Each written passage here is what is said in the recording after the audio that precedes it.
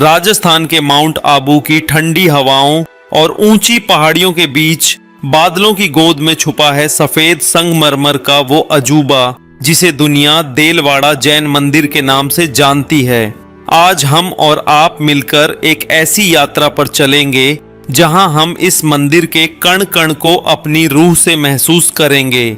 बाहर से बिल्कुल सादा दिखने वाले इस मंदिर के अंदर कदम रखते ही एक सवाल सबके मन में उठता है, आखिर इसे इतना विशाल, इतना खुला और इतना भव्य क्यों बनाया गया। इसकी छतों की ऊंचाई और मंडप का यह फैलाव सिर्फ वास्तुकला नहीं है, बल्कि इसके पीछे एक गहरा राज है। एक ऐसा संकल्प है जिसने पहाड़ का सीना चीरकर यह जगह बनाई।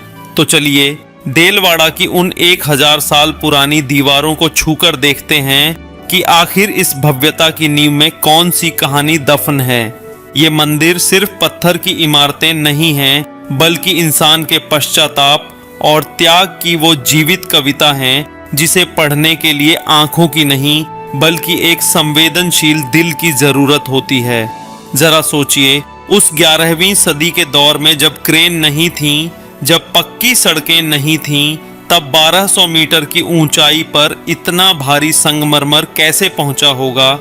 और उससे भी बड़ा सवाल यह है कि आखिर वो कौन सा जुनून था जिसने एक सेनापति को, एक योद्धा को इतना बड़ा निर्माण करने पर मजबूर कर दिया।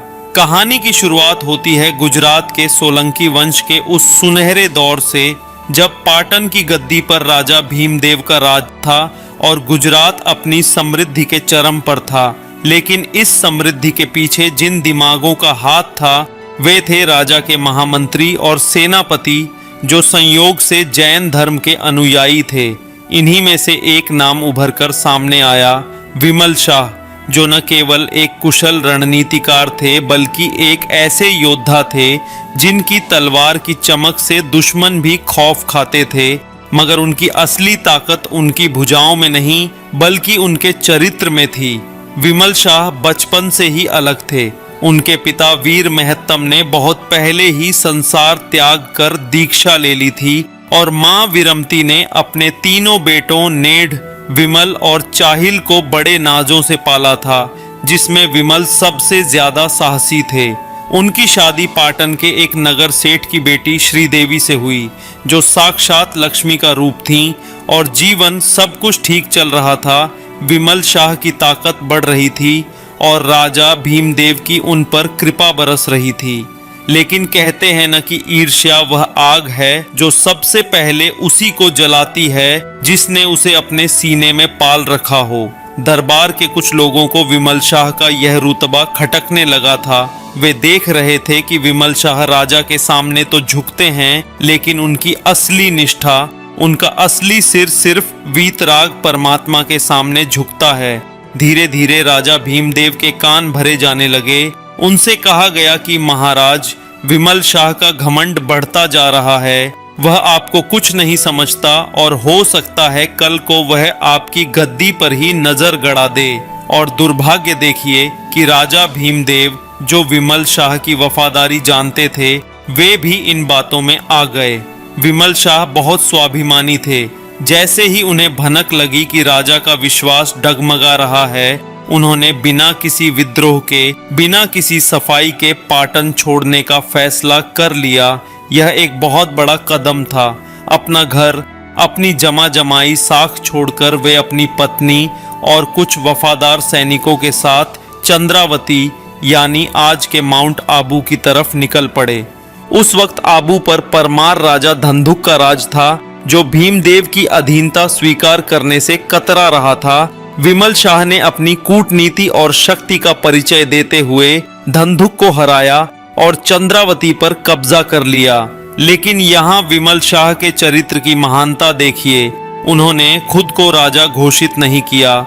उन्होंने जीत के बाद भी उस राज्य को राजा भीमदेव का ही हिस्सा माना और खुद को सिर्फ वहां का दंडनायक या गवर्नर घोषित किया।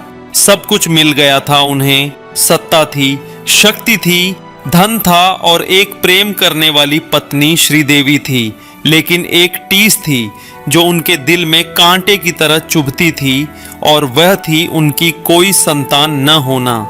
विमल शाह और श्रीदेवी अक्सर सूनी गोद को देखकर उदास हो जाते थे और सोचते थे कि शायद पिछले जन्मों के कोई पाप आड़े आ रहे हैं, लेकिन असली बेचैनी कुछ और थी।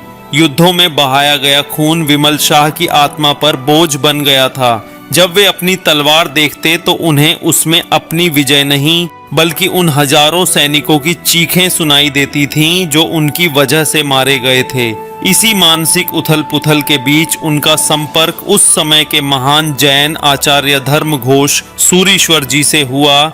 आचार्य श्री के प्रवचनों ने विमल शाह के अंदर के सोए हुए वैराग्य को जगा दिया। एक दिन विमल शाह ने आचार्य श्री के चरणों में अपना सिर रख दिया और कांपती हुई आवाज में पूछा, गुरुदेव, मैंने अपने जीवन में बहुत हिंसा की है। युद्ध के मैदान में न जाने कितनों का लहू बहाया है। क्या इस पाप से मुक्ति का कोई मार्ग है? क्या मेरी आत्मा कभी शांत हो पाएगी? आचार्य श्री ने उनकी आंखों में सच्चा पश्चाताप देखा और कहा, विमल, पाप का प्रायश्चित आंसुओं से नहीं सत्कर्मों से होता है। तुम इस पवित्र पर्वत पर जहाँ देवताओं का वास है, आदिनाथ भगवान का एक ऐसा जिनालय बनवाओ जो आने वाले हजारों वर्षों तक लोगों को अहिंसा का संदेश दे। यही तुम्हारे पापों का शमन करेगा। गुरु का आदेश मिलते ही विमल शाह को जैसे जीवन का लक्ष्य मिल गया, लेकिन मन में अभी भी पुत्र की लालसा दबी हुई थी। विमल शाह और श्रीदेवी दोनों माँ अंबिका देवी के परम भक्त थे। कहा जाता है कि उन्होंने कठोर तपस्या करके देवी अंबिका का आह्वान किया।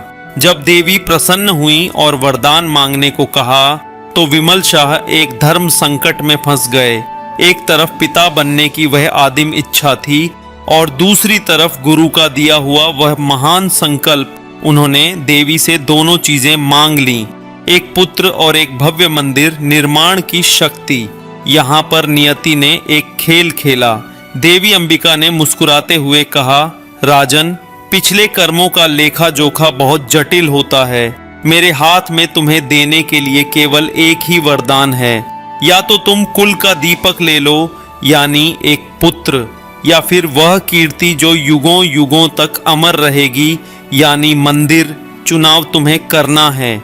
कल्पना कीजिए उस पल की, एक पति और पत्नी खड़े हैं, सामने देवी हैं और उन्हें अपनी गोद और अपने ईश्वर के घर में से किसी एक को चुनना है। विमल शाह ने एक पल के लिए श्रीदेवी की तरफ देखा। उनकी आंखों में उदासी थी लेकिन एक दृढ़ता भी थी। विमल शाह ने भारी मन से लेकिन मजबूत आवाज में कहा, हे माते, पुत्र तो शायद मेरा नाम 2 पीढ़ियों तक चलाएगा, लेकिन अगर मैं जिनालय बनाऊंगा तो अनंत काल तक अनगिनत आत्माओं का कल्याण होगा। मुझे मंदिर चाहिए। देवी ने तथास्तु कहा और यहीं से शुरू हुआ निर्माण का वह महायज्ञ, या जिसे आज हम विमल वसही के नाम से जानते हैं। यह काम लोहे के चने चबाने जैसा था। 45,36,000 सोने के सिक्के देकर जमीन खरीदी गई, लेकिन असली चुनौती तो अब शुरू हुई थी। पहाड़ पर न कोई रास्ता था, न पानी की सुविधा, और संगमरमर मंगाना था मीलों दूर से। विमल शाह ने ठान लिया था कि वे दुनिया के बेहतरीन शिल्पकारों को बुलाएंगे। उन्होंने पूरे भारतवर्ष से 1500 शिल्पी और 1200 मजदूर बुलाए, लेकिन समस्या यह थी कि इतनी ऊंचाई पर भारी पत्थर कैसे ले जाएं। तब हाथियों का उपयोग किया गया।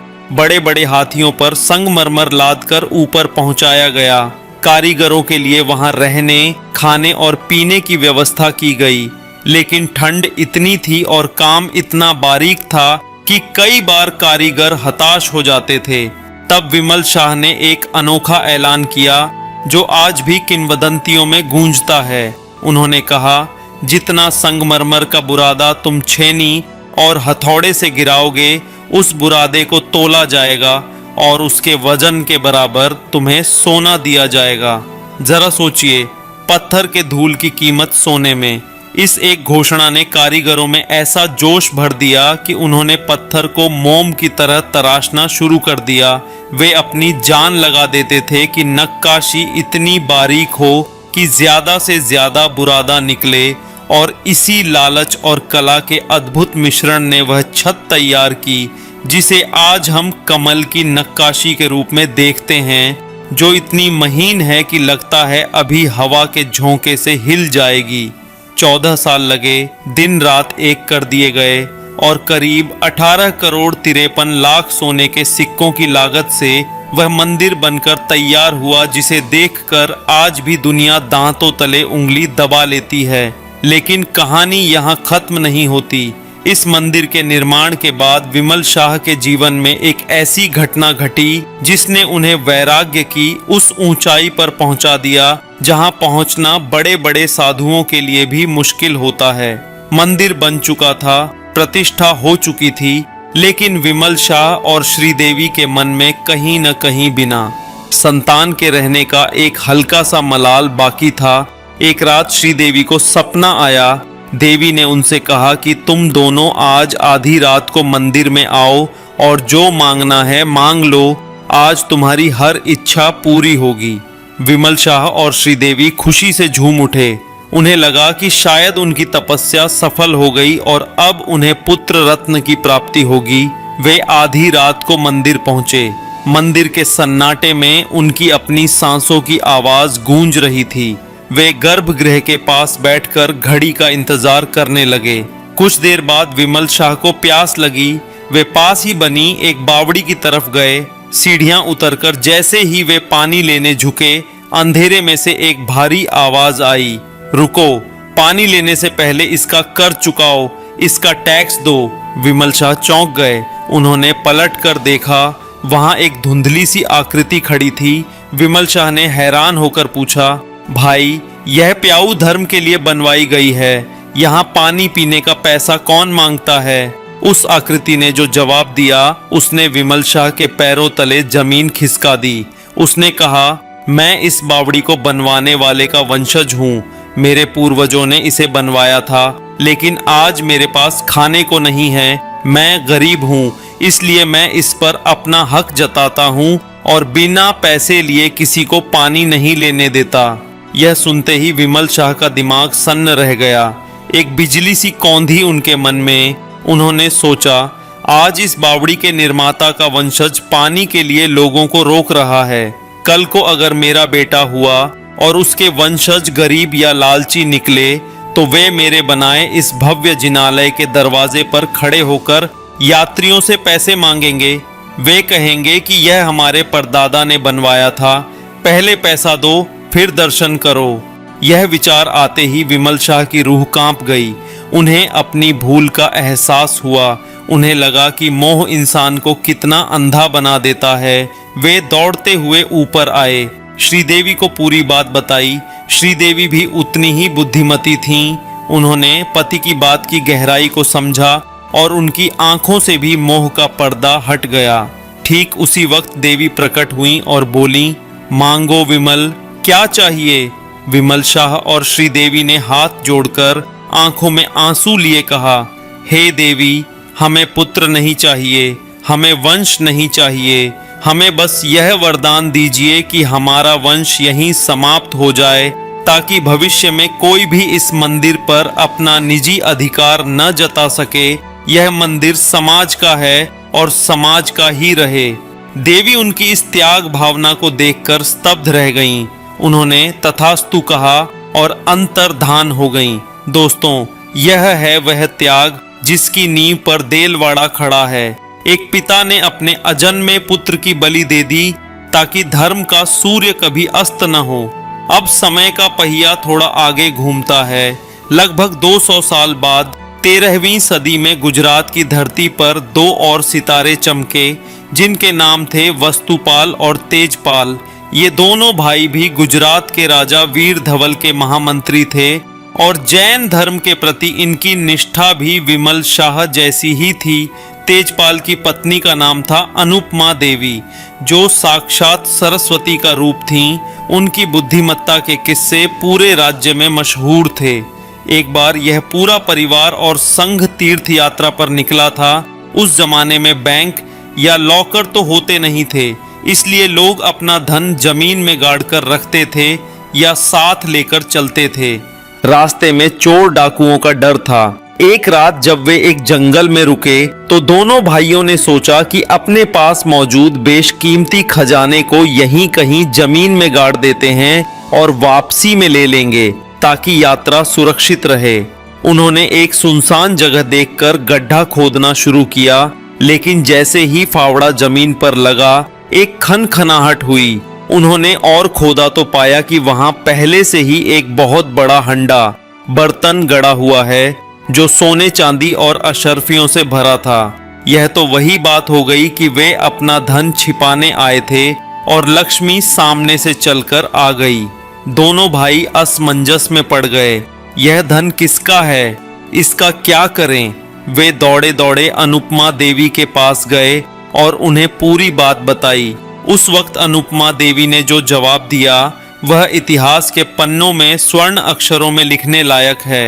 उन्होंने कहा, स्वामी, लक्ष्मी पाताल से निकलकर आपके सामने आई है। इसका मतलब है कि यह पुण्य का फल है, लेकिन याद रखिए, लक्ष्मी को वापस जमीन में गाड़ना मूर्खता है। जो लक्ष्मी नीचे से ऊपर आई है उसे और ऊपर ले जाना चाहिए। उसे किसी ऊंचे शिखर पर लगा दो ताकि धर्म की ध्वजा लहरा सके। पत्नी की इस सलाह ने तेजपाल की आंखें खोल दी। उन्होंने तय किया कि इस धन से वे माउंट आबू पर भगवान नेमिनाथ का एक भव्य मंदिर बनवाएंगे, जिसे आज हम लूणिक वसही के नाम से जानते हैं। यह मंदिर उन्होंने अपने बड़े भाई लूणिक की याद में बनवाया था, जिनका देहांत जवानी में हो गया था। इस मंदिर की नक्काशी विमल वसही से भी ज्यादा बारीक मानी जाती है। यहाँ के गुंबद में लटकते हुए झूमर और पत्थरों पर उकेरे गए बारीक फूल पत्ते ऐसे लगते हैं जैसे किसी ने कागज पर कैंची से डिजाइन काटी हो। इस मंदिर में एक और खास बात है जो इसे दुनिया भर में अनोखा बनाती है। वह है देरानी जेठानी के गोखले। अनुपमा देवी और उनकी जेठानी वस्तुपाल की पत्नी के बीच का प्रेम इतना गहरा था कि तेजपाल ने मंदिर के अंदर अगल बगल में 2 आले नीचेस बनवाए। यह शायद दुनिया का इकलौता मंदिर है जहां भगवान के साथ साथ परिवार की बहुओं का भी इतना सम्मान किया गया है। यह नारी शक्ति और पारिवारिक प्रेम का एक अद्भुत उदाहरण है। मंदिर परिसर में एक हस्तीशाला यानी हाथियों का कक्ष भी है, जहां संगे मरमर के हाथी कतार में खड़े हैं। यह उन बेजुबान जानवरों को दी गई श्रद्धांजलि है जिन्होंने अपनी पीठ पर टन टन भर वजन ढोकर इस दुर्गम पहाड़ पर मंदिर निर्माण को संभव बनाया था। यह जैन धर्म की करुणा है जो जानवरों के श्रम को भी नहीं भूलती। दोस्तों, आज जब हम इन मंदिरों में जाते हैं तो हमें वहां की ठंडक में उन हजारों कारीगरों के पसीने की महक महसूस करनी चाहिए। हमें उन खंभों को छूते वक्त विमल शाह के त्याग की थरथराहट महसूस करनी चाहिए और गुंबद को निहारते वक्त अनुपमा देवी की बुद्धिमत्ता को नमन करना चाहिए। सोचिए, अगर उस रात विमल शाह ने पुत्र मांग लिया होता तो क्या आज हम इस धरोहर पर गर्व कर पाते? अगर अनुपमा देवी ने उस धन को अपने घर की तिजोरी में रख लिया होता तो क्या आज माउंट आबू दुनिया के नक्शे पर इतना चमकता?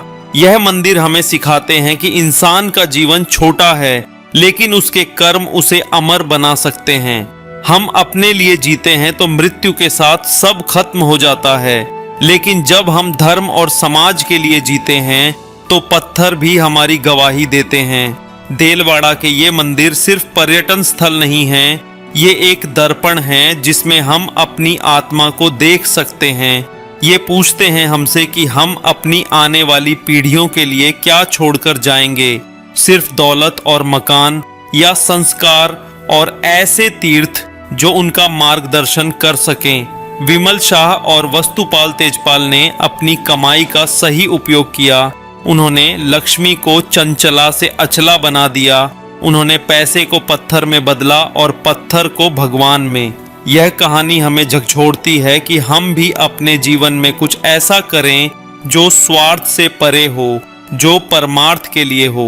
वैसे इस मंदिर के कण कण में अभी भी कई रहस्य छिपे हैं, कई कहानियां हैं जो अभी सुनी जानी बाकी हैं, लेकिन वो फिर कभी फिलहाल तो बस इतना ही कि अगर आप कभी माउंट आबू जाएं तो सिर्फ पर्यटक बनकर मत जाइएगा, एक श्रद्धालु बनकर जाइएगा।